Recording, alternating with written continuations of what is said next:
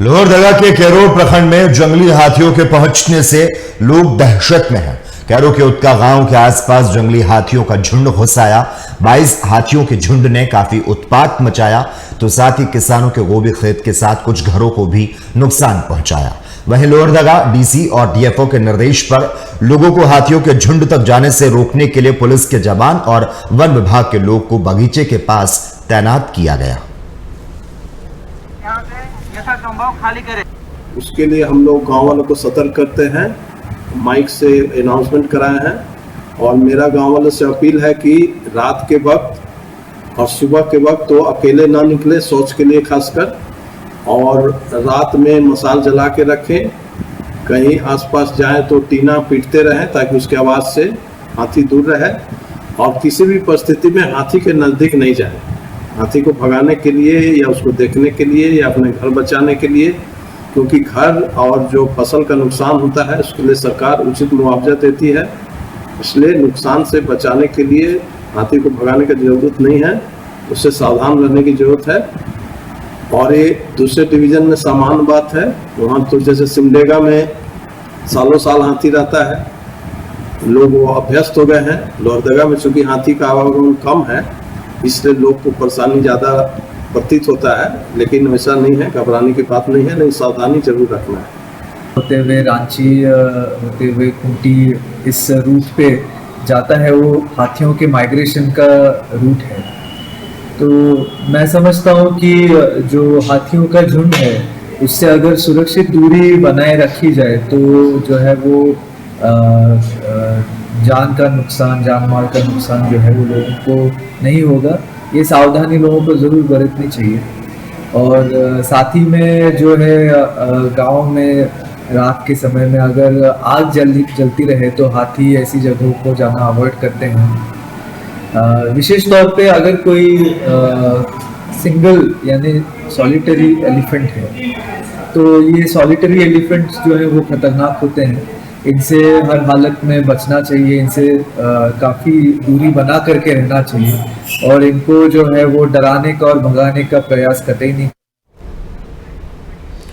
और इस खबर पर ज्यादा चर्चा करने के लिए अरविंद कुमार डीएफओ हमारे साथ फोन लाइन पर जुड़ चुके हैं। सर, बहुत बहुत स्वागत है आपका टीवी 45 में।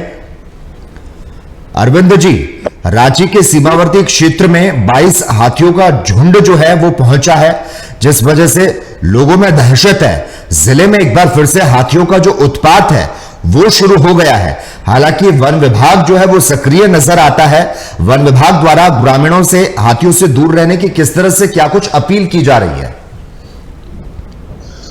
हम लोग अनाउंसमेंट भी करा रहे हैं, पर्चे बांट रहे हैं और अपने स्टाफ को वहाँ तैनात रखे हुए हैं ग्रामीणों के साथ कि हाथी को छेड़ा न जाए और उसके नजदीक नहीं जाए। दो कारण से कैजुअल्टी होता है। और जहां तक उसके नुकसान की बात है फसल या घर का, तो वो जांच के बाद उसको उचित मुआवजा मिल जाता है सरकार द्वारा। तो उसके लिए हम लोग हमेशा टाइमली एक्शन लेते हैं, विद इन 1-2 मंथ्स उसको मिल जाएगा। इसलिए नुकसान के लिए हाथी को खदेड़ने की जरूरत नहीं है जी, सावधान रहने की जरूरत है। यही हम लोग गांव वालों से अपील कर रहे हैं। और ये हाथी साल भर से बगल के डिवीजन लातेहार में था, कभी कभी महीना में या 15 दिन में के लिए। तो परसों रोज एक कुरू आया था, कल भंडरा आ गया था, आज फिर कुरू लौटा। तो यही इसका मूवमेंट है, वो लातेहार से आता है फिर लातेहार लौट जाता है। अरविंद जी, अगर ये हाथी भड़क गए तो जाहिर है इसका जो परिणाम है वो गंभीर हो सकता है। वन विभाग की जो टीम है वो हाथियों को उनके सुरक्षित क्षेत्र में पहुंचाने की किस तरह से कोशिश कर रही है? वन विभाग द्वारा मसाल जलाए जाते हैं और उसको ग्रामीणों को भी मसाले दी जाती है। उन्हें बोला जाता है पैर जलाएं ताकि आपके घर से खेत से दूर रहे।